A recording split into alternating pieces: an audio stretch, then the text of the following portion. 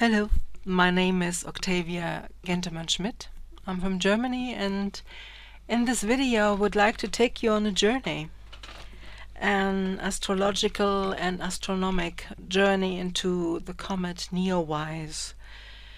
A friend of mine asked me to do some research or a video on it, and when I started to do research, I realized that it is really so interesting that I would like to take you on the journey to develop a kind of interpretation, because as it is, even though very old, quite new, we do not have an astrological interpretation for it,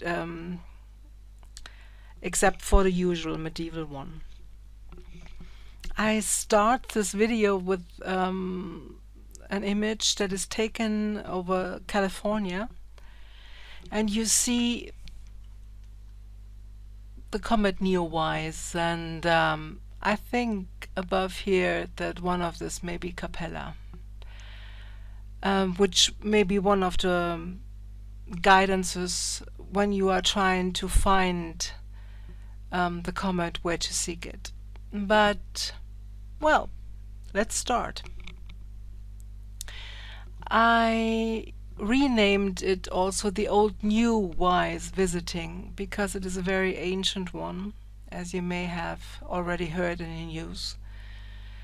It was discovered on the 27th of March, and it was not discovered on Earth, but through space-based observatory that was taken offline and then was reactivated, I guess, in 2014, 2015, I'm not quite sure when. But NASA reactivated it, and it is called Near-Earth Object Wide Field Infrared Survey Explorer, which is then Neowise. And amazingly, then this discovery was named after it. The orbit of this comet is approximately 4,500 to 7,000 years. I think somehow every information about that is new, so information on it may change, but what I got so far from the research is that right now it seems the orbit is about 4,500 years, but the comet will visit Saturn in November, and when it does, its orbit will change, and then it may take up to 7,000 years. So it is a bit interesting to see in what time frame we are moving.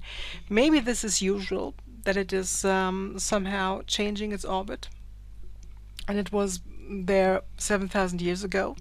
Maybe it was longer, maybe it was shorter, but the usual approach would be 4,500 to 5,000 years. So in this uncertainty, we are in a time frame from approximately 2,500 before Christ or 4,500 before Christ. To give you a bit of a glimpse, it was the starting of the Bronze Age in the northern hemisphere. So we saw the erection of a lot of megalithic structures like Stonehenge. It was the time of the building of the pyramids in Egypt, depending on when you see it, about 4,500 before Christ, okay? But if you check about 2,500 years, you are in the time of Saqqara.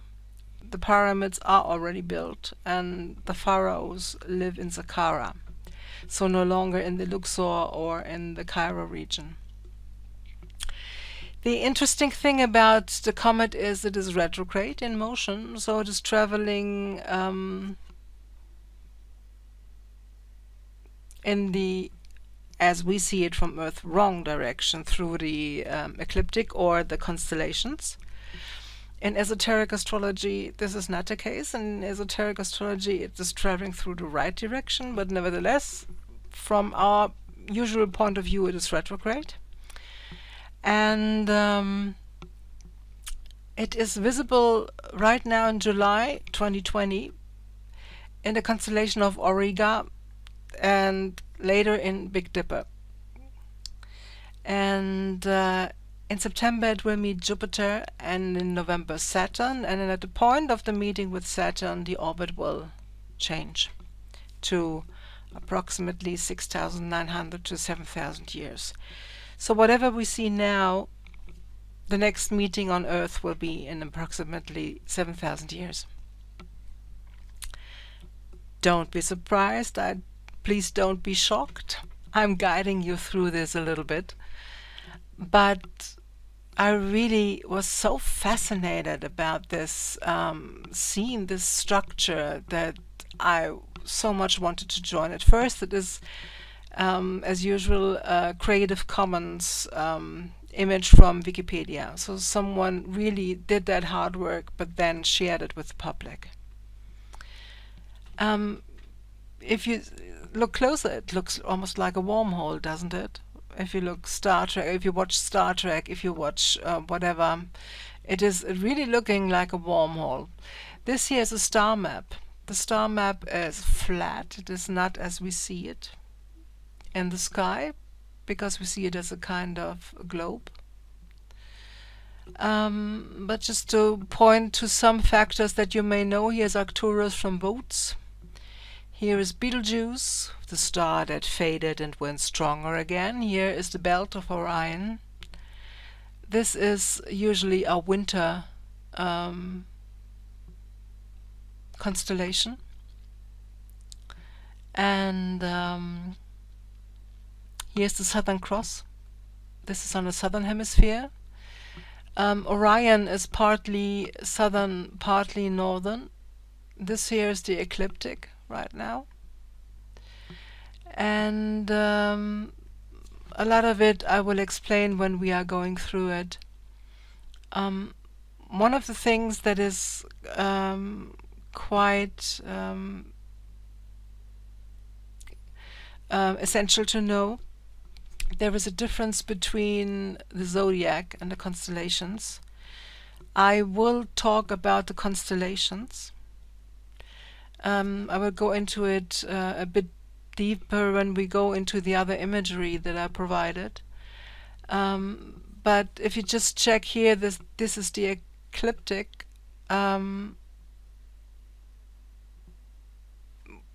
Here, for instance, is Libra.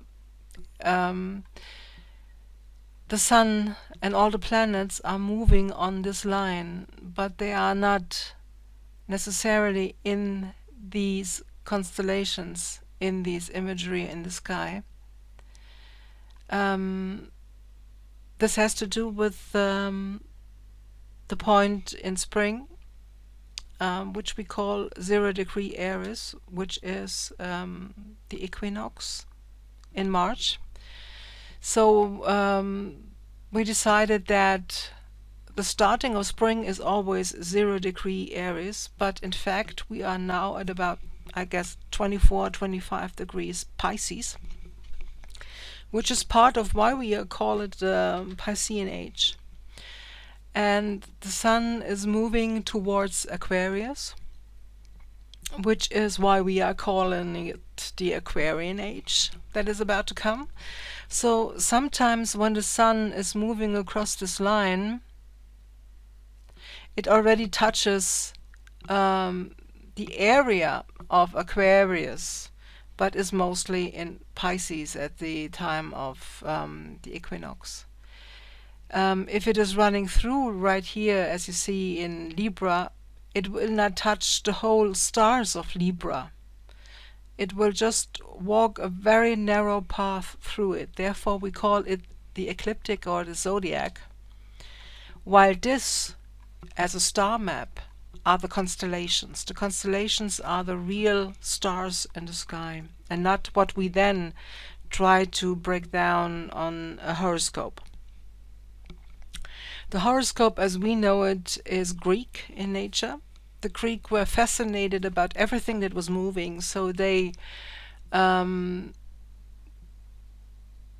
put an emphasis on the planets that were moving across the sky, and we're deriving horoscopes from that to a personal interpretation. But the original, as we may call it, astrology, astronomy, from Egypt or from Babylon, as we know it here in the northern hemisphere, they were dealing with the constant in the sky, that the gods were constant, the forces were constant. So they were checking on the immortality or on the eternity aspect of the sky. So if you look at the constellation, you look at the eternity aspect, and then if you look at a horoscope, you look at the moving parts, which is only a very narrow part in the sky, as you may see here. It is really a very narrow part. And the comet is really just twice checking that ecliptic. But the most of the time it is in the constellations, and therefore my emphasis in this video is to guide you a little bit through the sky. When you look here, you see some very small digits. So first is the month, then the date. So we are here in February, we are here in March, and around that time here it was discovered. The orbit of Neowise got visible here at that point near Canopus. So I'm trying to refer to Canopus in this video also. It is moving here. In June it was nearby Orion. We are now in July when I'm doing this video. Today is the 14th of July.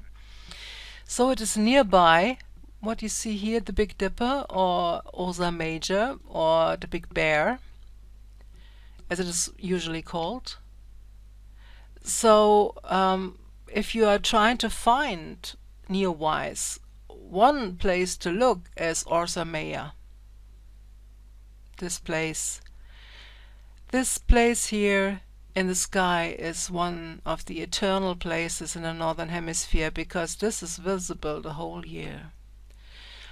The only thing that is changing is that sometimes it stands like only on the tip of this, and sometimes it's more flat, so as if you can drive this car or this vehicle across the sky, and sometimes it's just as if it is tiptoeing across the sky. But it is visible the whole year in the northern hemisphere. And as a point of reference, this here is the cross of the Southern Cross. This is the equivalent to this in the southern hemisphere. So we have two very prominent spaces, northern hemisphere, southern hemisphere, where we can put a frame of reference to it. So the comet is right now here, and if you are trying to find it right now in July, you may check the Ursa Major part, and you look to the right. Everything that is before 25th or so of July, and about the time 23rd, 24th, 25th, it will be below Ursa Major. But I will go into this more deeply. So and then it goes here, here. This is the point where it starts to get interesting, because it will meet Jupiter, it will meet Saturn, and then it goes into what we think is a long spiral. And this wormhole-like structure, this journey, will take Neowise about 4,000 to 6,000 years, depending on how you count it. So from our perspective, it is on a very small part of the sky, not visible for us. But of course it is doing quite a different journey that we are not able to catch. So in this very narrow part, which I call the home of it, it is a few thousand years, while we are only seeing it for approximately 1 year. So in astrology, the real issue of interpretation is this path of 1 year, while the other part, if you check the constellations, its home for few thousands of years is here. And therefore I try to go into that a bit deeper.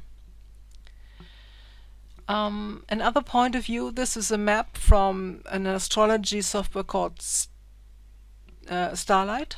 Starlight was developed from Bernadette Brady. She is an astroarchaeologist, so she is trying to revive the imagery that the ancient mythologies provided, and that the ancient sacred sites tried to provide as a teaching and learning tool. And she developed this software, so with it you can check how the sky looked for thousands of years.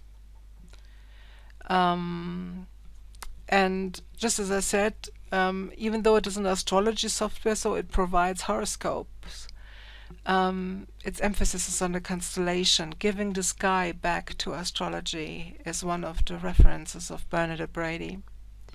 I put the link in the comment section so you can find this astrology tool in case you are interested in it. I calculated it around the time frame here, but I want to show you something else that has to do with the ecliptic also, what I was saying. Saturn, Pluto, Jupiter in usual astrology we say is in Capricorn, but you can see it's not. It is in Sagittarius. But Sagittarius is quite a wide constellation, and it is go way beyond here, while the planets are moving just here or a little bit beside it to the upper or the lower. So we have a very narrow path here that is provided. And this is what we are doing in astrology in a horoscope. But this is what ancient mythology is talking about. It is the whole sky.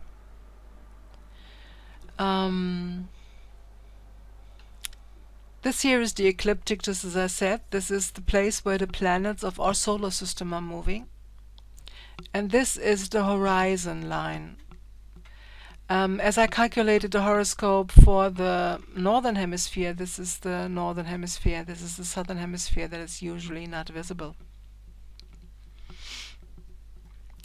As you may have seen, this here as the wormhole relates to this area. Sorry.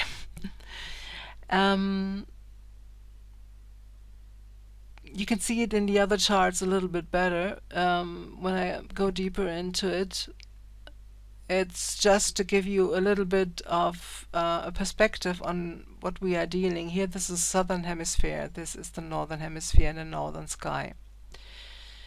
In the southern hemisphere, this area that we saw here is the home of this comet, and it is Centaurus Lupus Era, the region around it. This area is quite an interesting one in the southern hemisphere. By the way, you can see here the Southern Cross again. I never have been to the southern hemisphere. I do not know how the sky looks there, but it must be very amazing to see the sky changing so much. Centaurus on the southern hemisphere is the equivalent to what we call Chiron. Even though we work in astrology with the Chiron of the asteroid belt, it is not the same as it is really here in the constellation. It seems that in the southern part of the hemisphere and in the northern part of the hemisphere we have a kind of Grail myth, or a myth of interpretation of giving a sacrifice in terms of giving something to the gods. And here it is, Centaurus has a kind of cup or whatever that he is giving to Era, which is the altar where he is devoting something to the gods. In some parts of the myth, this cup that he is having is a wolf, lupus. So in some part of the mythology, this centaur has either a wolf in his hand or a cup, and is moving to the altar in Ara to devote something to the gods. But there is another thing going on, because Hercules, in doing his tasks, comes to a visit. With Hercules, we know we are already in the Greek mythology, in the Roman Greek time. So Hercules visits this area, goes to the centaurs. He's wanting to have a feast because he fulfilled one task, and Pholos, who is his host, says, "I'm sorry, I cannot open the wine because the wine belongs to all of us. So I, as a single person, do not have the permission to open this vial, to give it to you." Hercules doesn't care, and he breaks the seal open and drinks the wine, is intoxicated, and the centaurs are smelling the wine and come in order to find out what's going on, and Hercules feels attacked and is attacking them back, and hits Chiron, that has nothing to do with it, with a poisoned arrow. Chiron is immortal, he is having tremendous pain, and he tries to find a cure for it. So the whole story is that even though it is a constellation of sacredness, of giving something to the gods, of really presenting something sacred and holy, Hercules comes and thinks, "Way, I have the power, I have the guts, who cares? I don't listen to what they are telling me. I want the wine."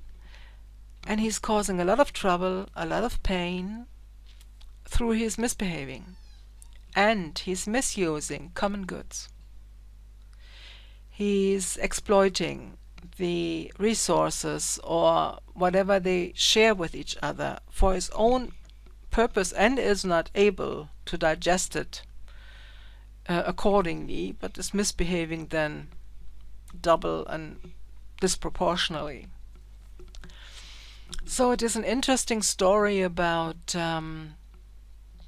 something sacred, something to share, about the immortals, about the sacredness of being, and then a super powerful being coming along that doesn't care the slightest what's going on in that era.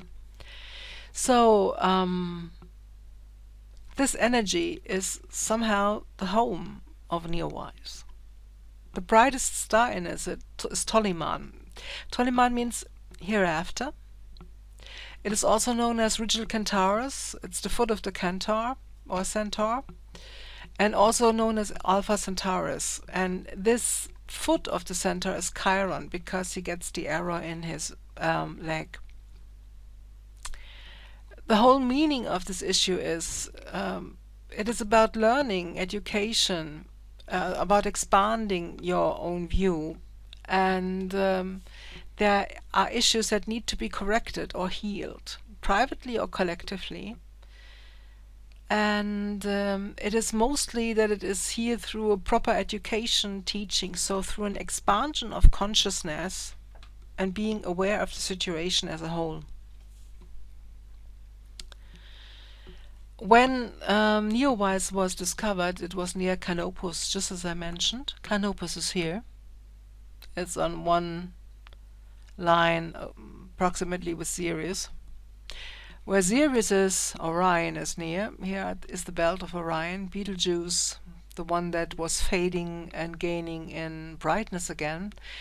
You see it is right now below the ecliptic in the night sky. So it will rise from the underworld, as the myths told, into the winter sky again. And so will Sirius do. Sirius is known as the very prominent planet of the Egyptian, where they check the heliacal rising, so the rising in the same moment with the sun. And this was the time of the flooding of the Nile. This happens approximately in the midst of July in Egypt. So in this year it will be around the 20th of July. I just calculated the date. Just check it with the dream spell. In case you ever heard about it, the dream spell is the adaptation of the Mayan calendar from Jose Argelles. Argelles adapted the Mayan calendar that is pointing towards the Pleiades and refocused it on the heliacal rising of Sirius, which is quite an amazing tool. So as I am also deep into the dream spell, I can only say it's really a very important step forward to consider the Sirian energy in our culture again. So Canopus is here, and in March, where it was not visible for us, Neowise was around this constellation and this star. So I just checked what Canopus means, and it was really amazing. Canopus is one of the main themes in the mythology because the system where it is in is called Carina, but in fact the whole is Argo. It was broken into 4 constellations: Carina, Puppis, Vela, and Pyxis. But it is the ship. It is the vehicle on the sea. In Egypt it was the Duat. So it was the ship that is bringing the dead into the underworld, into the other world. But in other mythology, it is the ship that is carrying Osiris and Isis after the Great Deluge. In Christian mythology, it is the Ark. In the Greek, it is Argo. In Hinduism, it is Vishnu's ship. And today, it may be Star Trek Enterprise. It is, in this matter of fact, a symbol of a great cataclysm and something safe and that is surrounding various people that in this vehicle find a safe passage. Therefore, it is related with time shifts, with really cultural cataclysm event that change worlds. In Arabia, it is called the Bright One, the Wise One, and the Kaaba in Mecca points to Canopus. So they refer to that point, to that place in the sky, just below the horizon point. In the culture, in the local area around Arabian, around Southern America, you can see already this Canopus from time to time in the sky. So it was very important for them to watch this. In China, they were not able to watch it. Nevertheless, they had wise men and astronomers that were traveling around the Earth, and they realized that it is there and that it is really important. So it became part of Fulushu, which is the constellation of luck-bringing stars, and it is calculated into the Chinese Feng Shui section.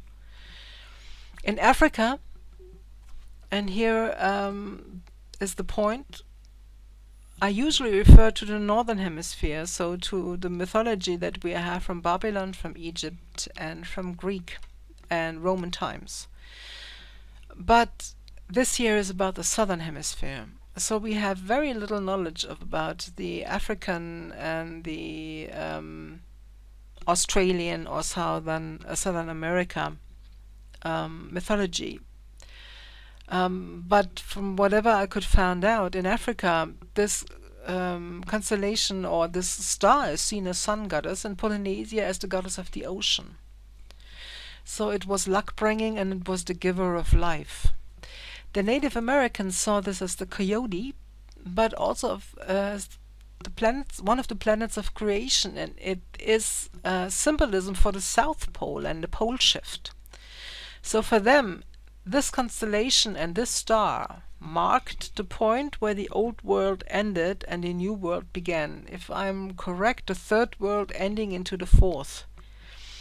There was a pole shift, the Earth axis moved, and the South Pole was no longer there where it was, and so they are watching this constellation in the sky in order to find out what's going on in terms of really shifting cataclysmic events and the beginning of other time frames and other eons on Earth. Also, to them it is an indication about how the South Pole is doing. So in watching Canopus, they are doing prophecy about the South Pole. Canopus was used also as a frame of reference in nautic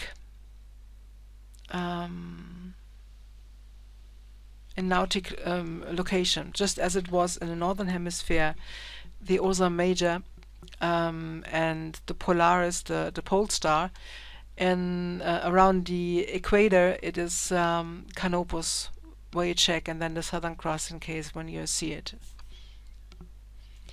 So Canopus is connected to the concept of time and to Saturn, who eats his creation. So you have a creation, and then something happens, and this creation is undone. But it is also a kind of, as a frame of reference, it can mean a quality of leadership. But if you are too rigid, you can destroy what you find or what you created. So it is a warning not to be too controlling and rigid. I see it as a warning. We should not be too authoritarian, which is a problem right now on the world, because a lot of authoritarian leaders are trying to get their places in politics. Neowise became visible for humanity while it was near Capella. The visibility is something that is the important part of it, because in medieval time they only were able to predict what they saw. We now have the luck to have tools in the sky, like this observatory in space, so we can gain a new kind of wisdom through technology, but it was not there in medieval times. So the visibility is quite an important part when you are checking on the meaning of something. And as it became visible while it was near Capella, and while it is still near Capella, I also want you to take a dive into the energy of Auriga and Capella. Auriga is the charioteer. It is the domestication of the horses in one meaning, and in another frame it is the shepherd or the shepherdess. So about male or female caretakers of goats and sheep. So a good caretaker about a group or a flock of beings. Capella in itself is a remembrance on a culture that relies on horses, on nomads, but in my view especially towards the forgotten matriarchy and therefore on the Amazons. And one of the points of reference that I have for this is Socrates, the great, powerful, in terms of mind thinking, powerful Socrates was married to an Amazon. Her name was Xanthippe. And hippos means horse. So it is a reference that she comes from a nomadic or Amazon people that were relying on horses and riding a lot. And it was not easy for a culture like the Greek, that there were strong women, independent. Women, children, and slaves were not free people. They were, well, Plato had a different view on it, but most of the Greek would say they are not able of reason, they are unworthy, whatever. But Socrates had the guts to marry a strong woman, and of course this relation was not well taken. He loved her, he accepted her, he wanted her the way she was. But the Greek culture did not understand her, so Xanthippe became quite a word or a synonym for, well, a difficult woman. Capella, nevertheless, is a symbol for Diana and Artemis, for the huntress. She's the moon goddess. She is freed. She's independent. She's fertile. She's caretaking. So the whole area in the sky points towards an independent female leadership. And this independence is non-aggressive. So it is really a wild, life-loving energy that is also giving space to others.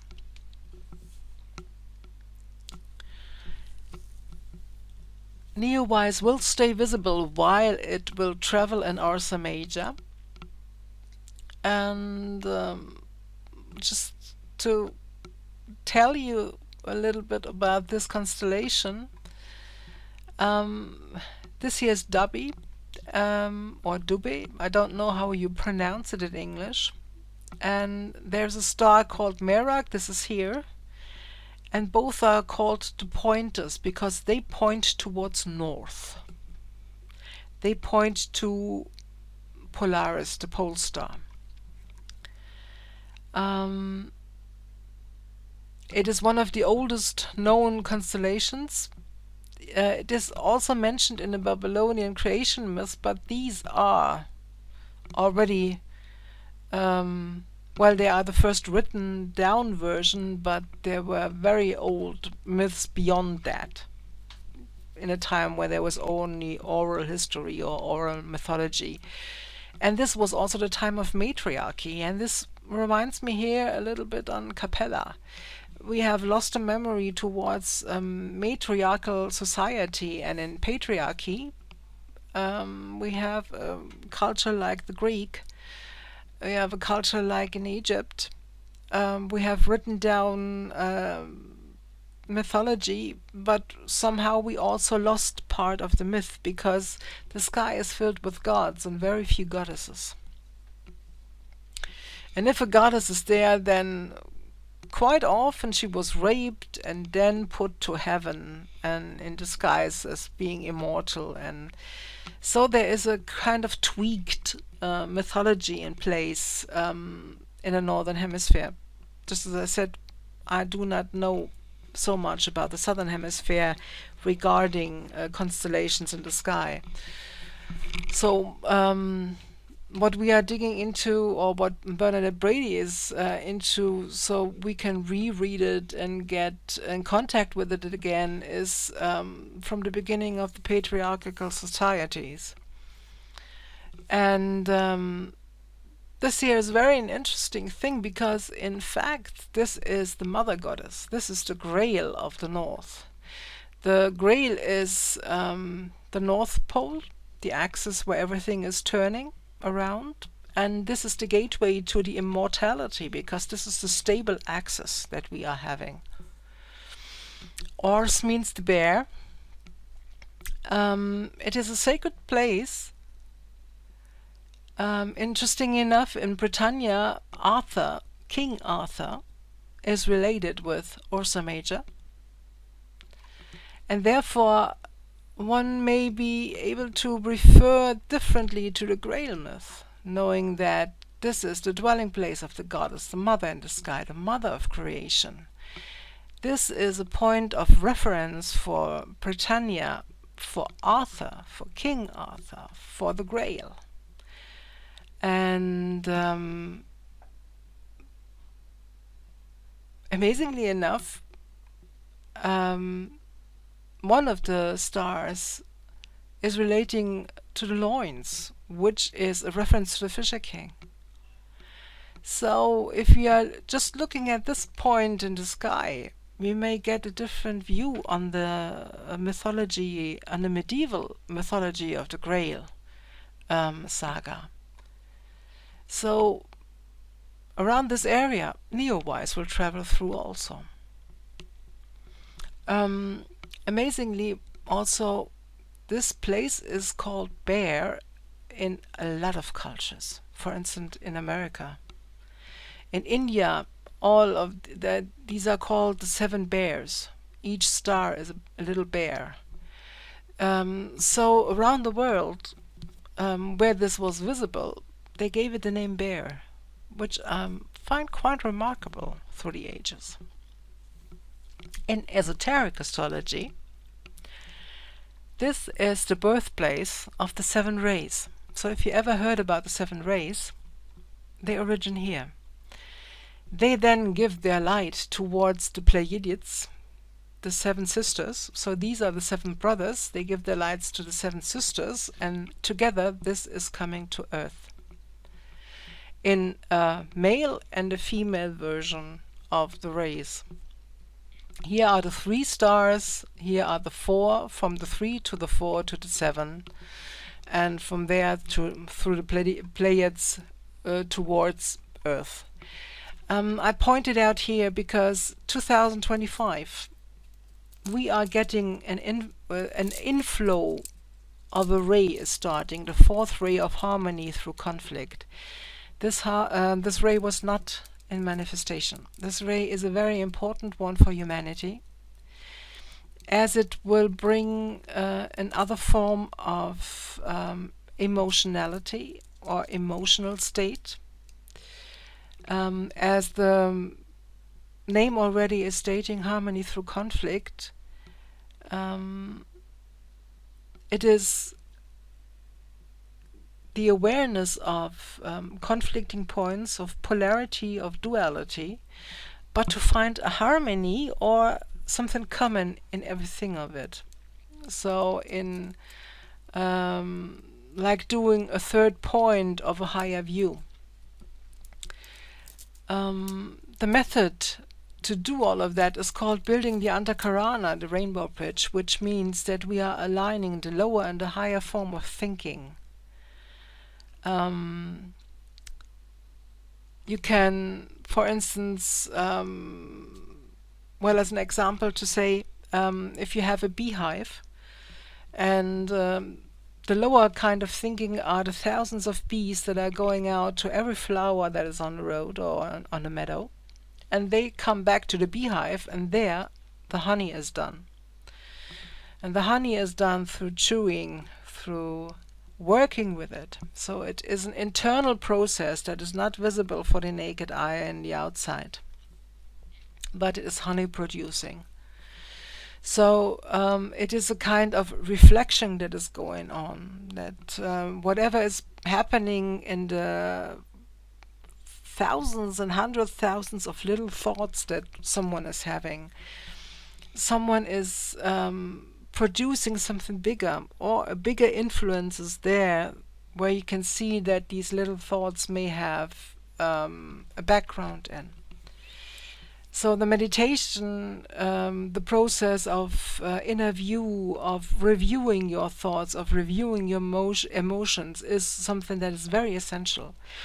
And if you are looking from that point of view, that we are about to emerge into this new energy coming towards Earth, you may get a glimpse on what is going on in every person or in the collective, because the opposing forces and the conflicts are building in each person.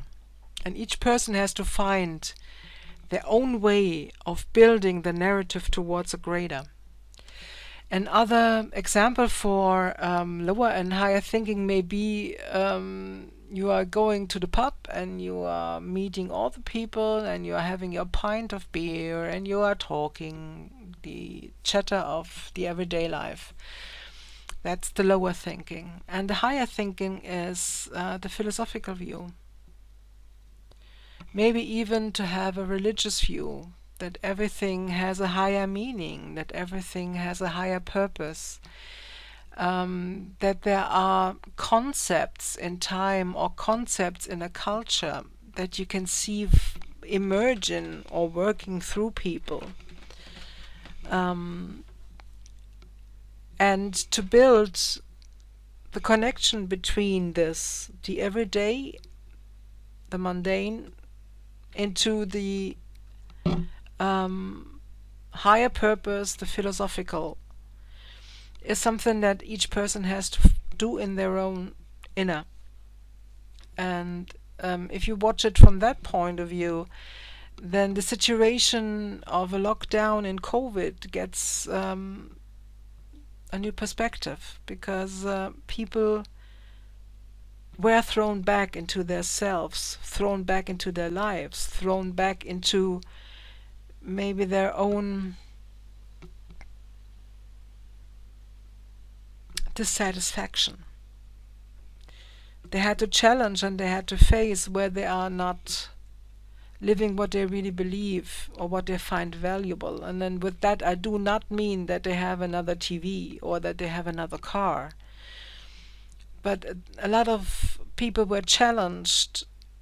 What is a life worth?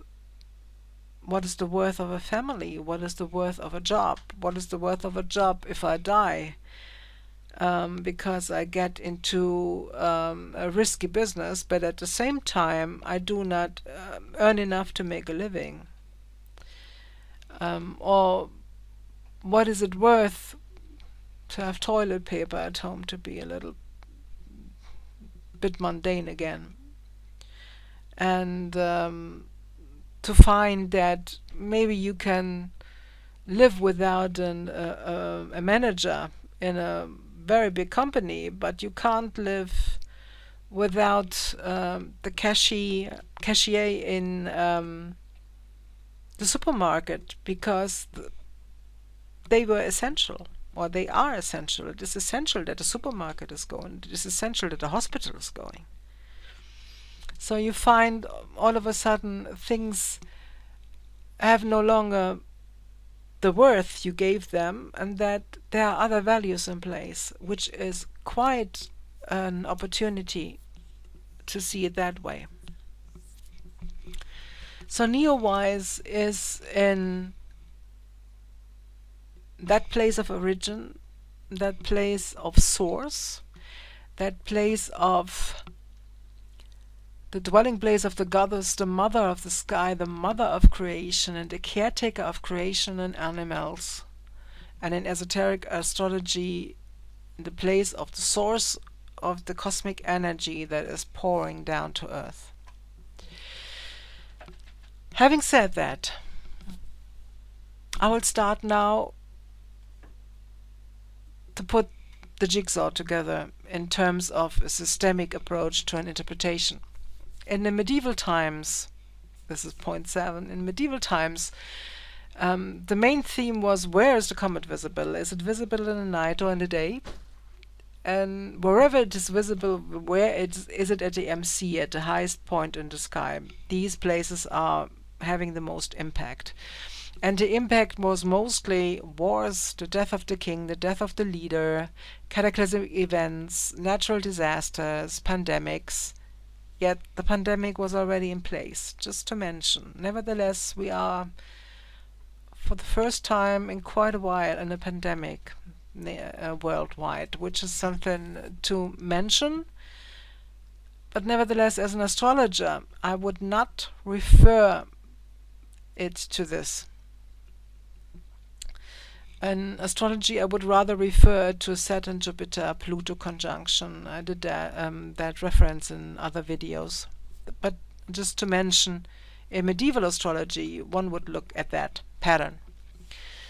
So, for an interpretation, a systemic or a grid of interpretation, I looked at Centaurus, the mythology, Centaurus, Lupus, and Hera, and we found Hercules, the misuse of common goods, the sacred that should be spared from common use and given on an altar or kept for others to adore it also as sacred.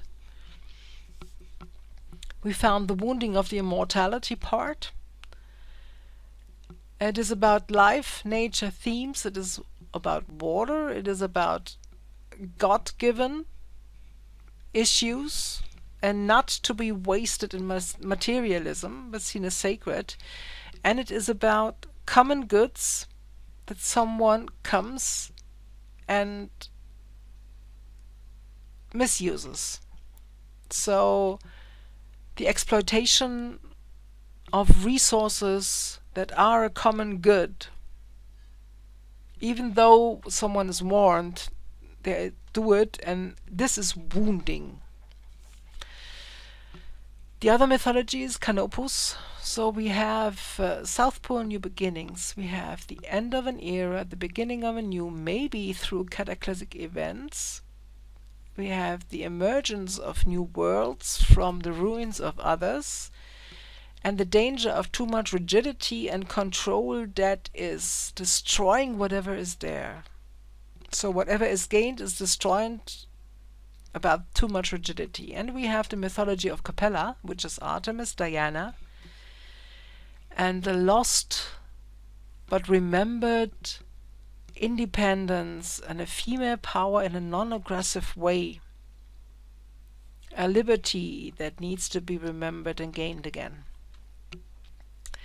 If you then look at the synchronicity with the time quality, you have the pandemic.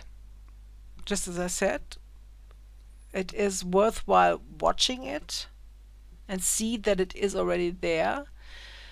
But from the Western point of view, you cannot say it was caused by it. It was already there.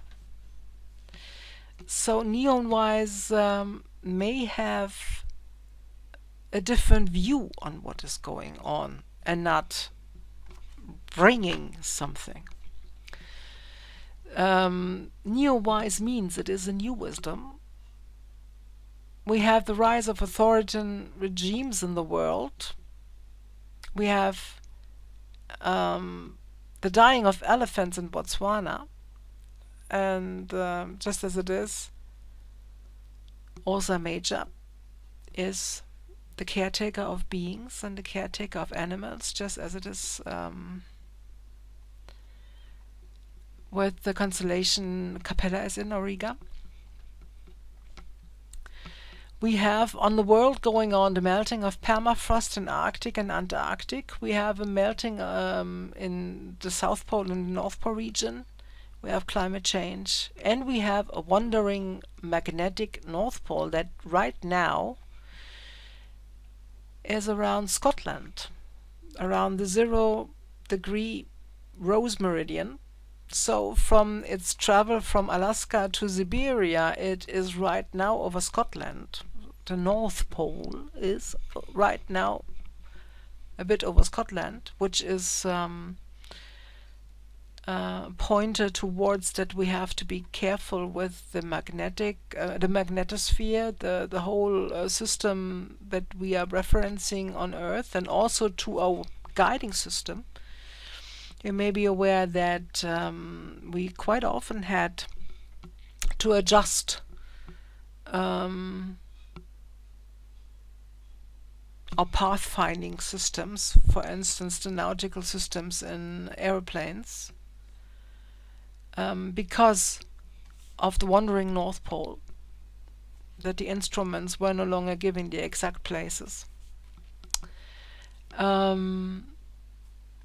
We have the myth about the new creation and the changing of the worlds, and this may be in alignment with the Mayan, that calculated from 3113 before Christ to 2012 after Christ, which is a roughly 5,000 year period. We have the Hebrew calendar, which is at about 5,780, I guess we are now.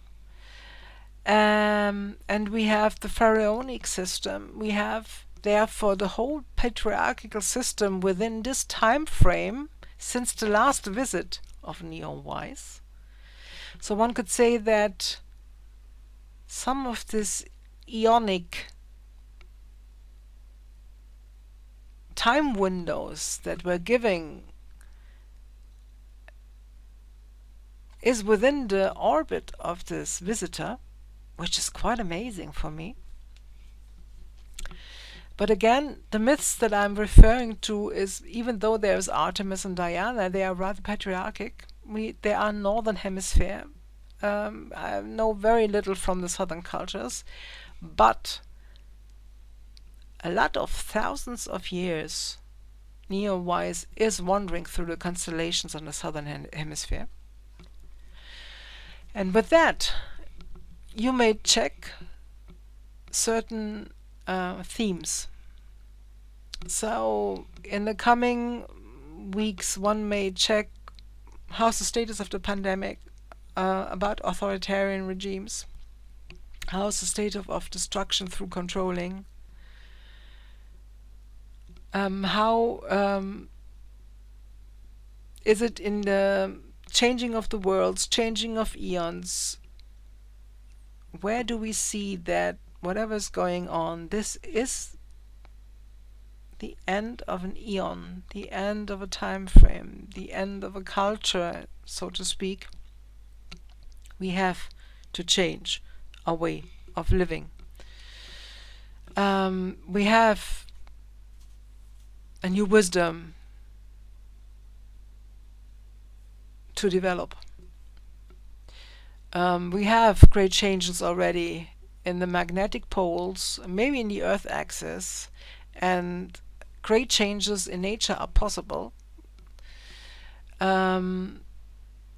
So this is a theme that is really accompanying us through the themes of Neowise also. It is already visible.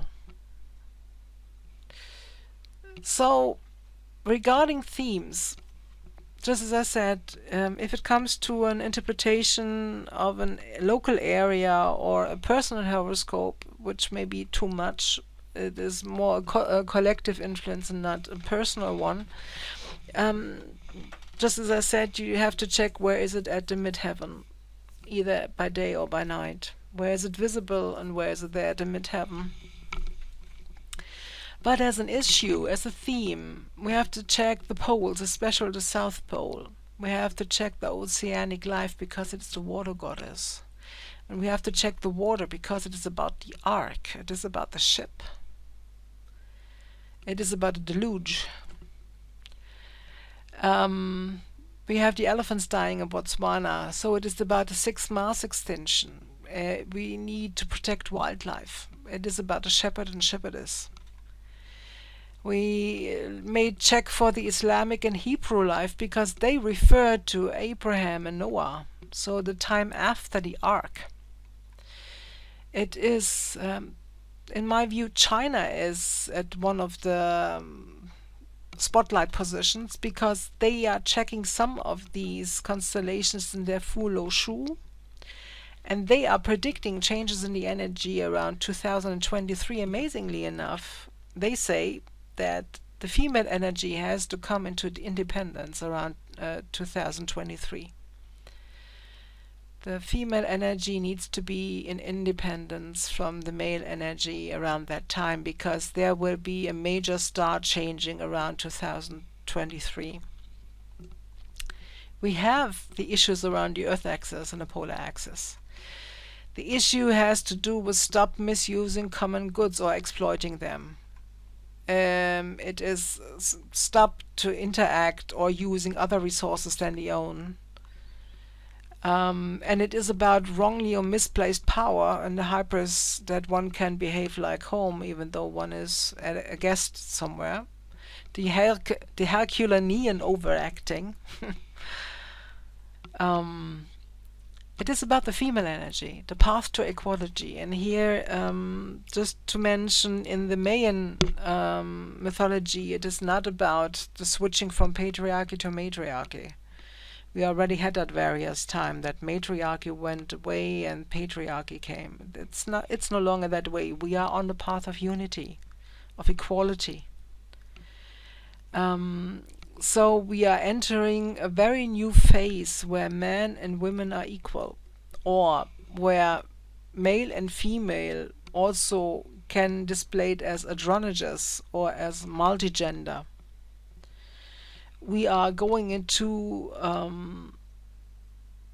a time where male and female may spread into variations, but this is just one aspect, because it is about unity. And unity means also soul and body, spirit and body, so that each person is free in themselves, as a free being in alignment with its own source. No intermediaries needed in between, so that one is aligned to the own wisdom within. Therefore, the path to meditation and to building the Antakarana, as it is called, so building the own pathways to reflecting and to finding out the own patterns, the own behavior structure. This is so essential. Every person would be well advised to be on that path right now, or to enter that path very soon. It is about a very, very, very expressive female energy in terms of independence, of wildness, but also of a nature spirit. A freedom of movement of this female energy, or freedom of movement for each person. It is no longer an area of restriction that we enter. We enter a time of the ark. So we may have to travel in another way. But it is also the hunter and the huntress. So to strive in this female energy into a new quality of life. It is the end of patriarchy, I'm sorry to say that blunt for all the cultures that may listen and are not at that point in time. It is about to get there. So the comet arrives from the threshold of Saturnian times to bring back a memory of another way of life. And it is also one of an integrated female energy. The female energy enters a new consciousness, also into the lost knowledge of ancient times, which in that terms mean the southern continents. Oh, a German word, visibility, it means. I was out there. The only clear night I thought that it was this night. And 3 o'clock I was out there, but I did not see it because at that spot a cloud was. Nevertheless, I will show you some of the guiding lines. Here is Ursa Major, the Big Dipper, the Big Bear. If you see that, look to the right. In case you see the horizon and Venus has already risen, check also for the moon. check for Mars whether you see it. This night I was very fortunate because Moon was in the middle of Venus and Mars. The Moon will travel closer to Venus than the Sun because we are approaching new Moon. So the Moon will be more guiding towards Venus. But nevertheless, if you see Venus in the sky, look to the left. If you look to the left and to the upper, you see Capella. So you have 3 points where you can see. You see Capella and you look down and a little bit to the left. In that area the comet is. Or you look from Ursa Major towards that window in the sky, or you look from Venus really to the left. This is the frame of reference for the 14th of July. So the longer we are in July and approaching August, the closer it will be to Ursa Major. So really important is the window from Capella to Ursa Major. This here. Sorry, this here. This was around 4 o'clock in the morning, and you see how bright the horizon can be already. So if you see this, it is almost too late already. It is just the right time, but it is very fast brightening up at that time. So this is the Moon, this is Venus, and if you look, here is Capella. Capella, Venus, Moon. So Venus to the left, Capella down, and around that, where I do not have a photo of, but you see that there are clouds in the sky. Here around that time the comet is visible. This photo was done in Germany this morning, 14th of July. I just copied again the interpretation in case you want to reread it, but you can also go back into the when I was doing the whole interpretation issue. And with that, I hope you enjoyed the journey. I hope you find a way to watch for, oh yeah, the comet. Northeast. Venus, I mean, we are very close to the summer solstice still, and the summer solstice was northeast, that the sun is rising almost in the northeast. So when you see this place in the sky, you know that you are east-northeast looking. But the comet will be visible in the evening already, from 16th, 17th July onward. And then it is in the northwest. So you check where the sun sets, and from then looking towards the north to orientate in the sky. But your real orientation then is Big Dipper. And with that,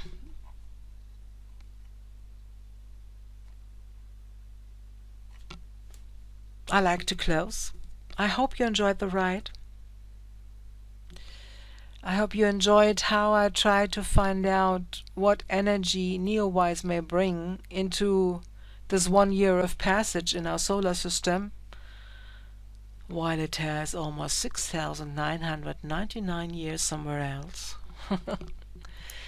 It is a really ancient visitor, and it is a visitor from another time.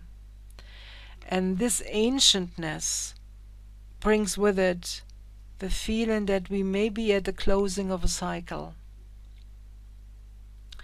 And with that, I hope that you are guided by your stars, that you may find your star within, that you may find your inner wisdom, that you may find yourself on your inner journey. And in case you like to do a horoscope reading or more deeper dive into, for instance, the dream spell or into your constellations, contact me. I'm also doing horoscope readings. And with that, have a good time.